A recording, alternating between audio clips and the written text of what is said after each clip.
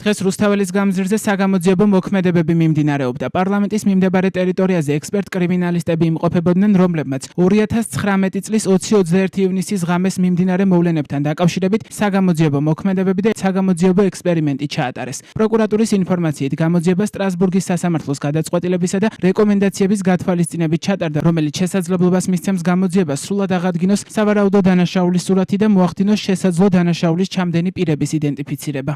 ადამიანის უფლებათა ევროპულმა სასამართლომ მიიღო გადაწყვეტილება თბილისის პროკურატურის საგამოძიებო სამმართველოს წარმოებაში არსებულ სისხლის სამართლის საქმეზე 2019 წლის 21 ივნისს თბილისში საზოგადოებრივი წესრიგის დაცვასა და აღდგენაში შინაგან საქმეთა სამინისტროს მხრიდან უფლებამოსილების ძალადობით და იარაღით გადამეტების ფაქტებზე.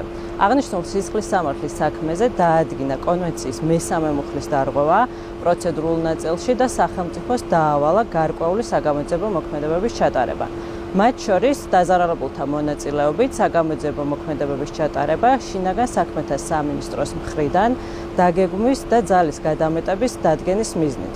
სტრასბურგის სასამართლოს გადაწყვეტილების და რეკომენდაციების გათვალისწინებით ეფექტური გამოძიების ჩასატარებლად დაზარალებულების მონაწილეობით ტარდება საგამოძიებო მოქმედებები. 2019 წლის 20-21 ივნისის საქმეზე 6 წლის შემდეგ რუსთაველის გამზირზე ჩატარებულ საგამოძიებო მოქმედებებს გიორგი გახარიაზე ზეწოლის მცდელობას უწოდებენ პარტიაში საქართველოსთვის. გახარიას თანაგუნდელების თქმით, მათ ლიდერს ამ საქმესთან დაკავშირებით გამოძიებისთვის სრული ინფორმაცია ჯერ კიდევ შინაგან საქმეთა მინისტრობის დროს აქვს მიწოდებული.